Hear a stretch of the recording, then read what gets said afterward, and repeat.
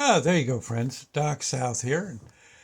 Ooh, just remembering the house I lived in Chester, New Jersey when I was a kid.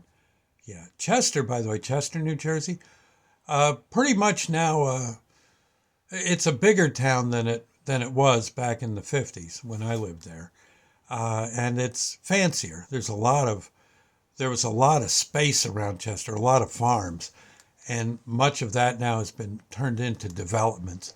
The farmers, I guess, realized they could do a whole lot better if they sold the property and moved somewhere else the way it was going. And I'm sure they made some pretty good bucks unloading the land they had, and perhaps moved to further out, maybe into Pensy or New York State to do farming out there. As I imagine, as Chester grew, the taxes probably got pretty rough for them.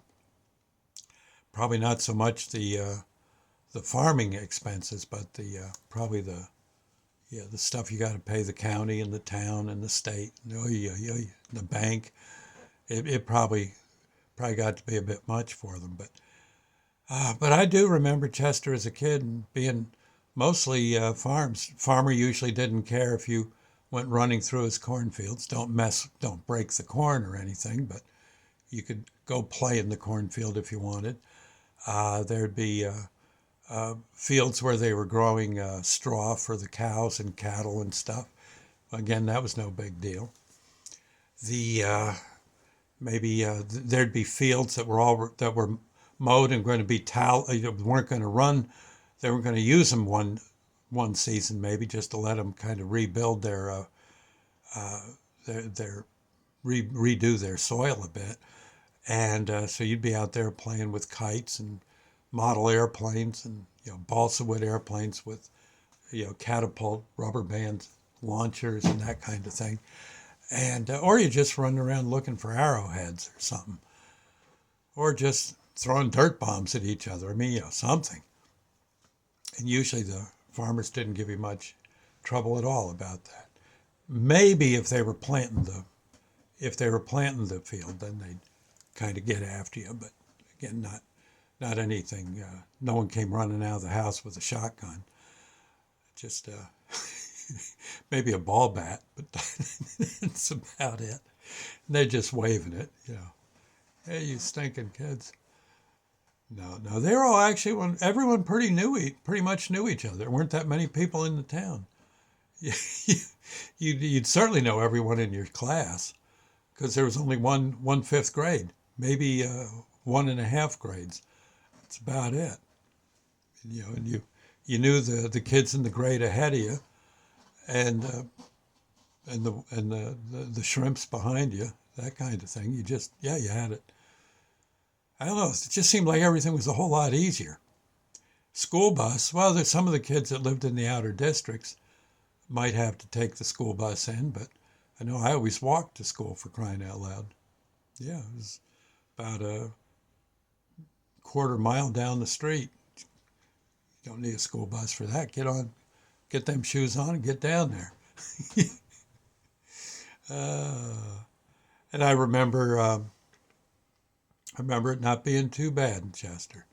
Again, just nice people, just living their lives. It was a bit of a fire company.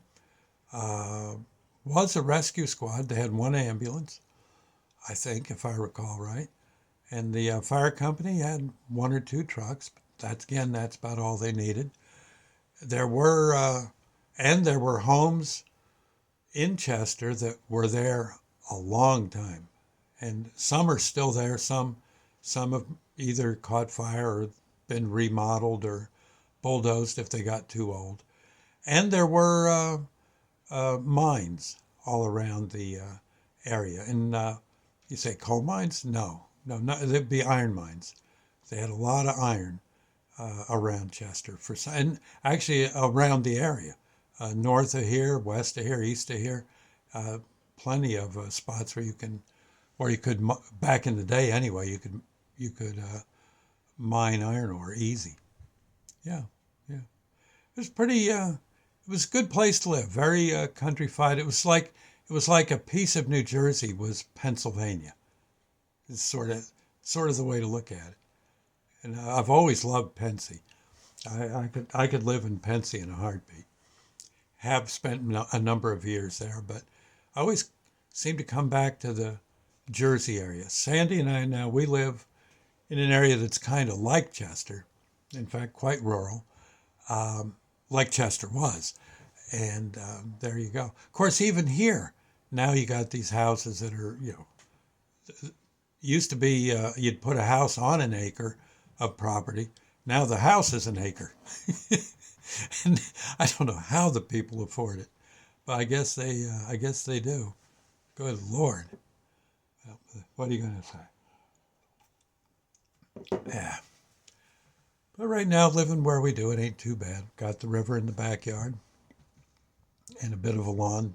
Now and then needs a bit of mowing. Other than that, it's a swell place to be. Across the river, it's woods. Kind of swampy woods too. So I don't think anyone's going to be building there anytime soon. And you look across that river, and sometimes there's a bear putzing around, or a bunch of deer coming down for a drink of water. It's ducks. Certain time of year, ducks and geese are all over the darn river, doing this and that. About the only thing you might see is now and then a human might walk by, a fisherman might walk by, a human fisherman, yes, with a fly rod or something, and catch himself a trout. Or in the morning it might be geese making a racket. Other than that, it's pretty cool here. Gotta say. Well, anyway, there you go. Just thought I'd holler and yell a bit. And again, Doc South here, remembering just some of the places I used to live and the fun I had.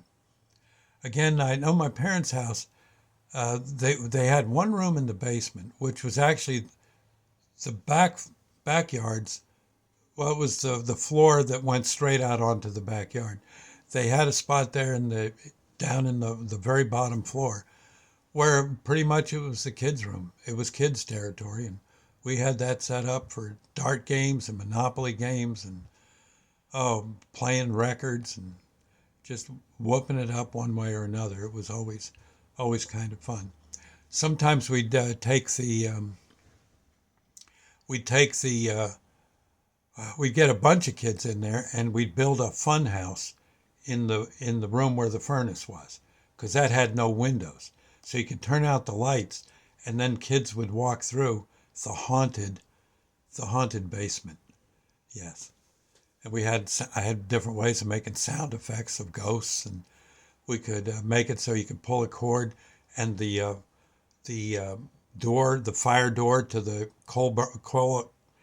coal-fired boiler we had would open up, and there'd be all this, all the not the flames coming out, but the light, the red light from the coal. Yeah, reddish yellowish light from the coal, and it was kind of fun to put that together as you kids in the neighborhood would run the gamut through the haunted house. And a mom put her foot down. We weren't supposed to call it the haunted hell house. We had to call it the fun house, or forget the pie she's baking. You're not getting any. So, any case, I'll see you later. Doc South here, hoping you had a pretty good childhood too. I know I sure did. God, I can't kick a bit. You too? Good. See you later. Bye now.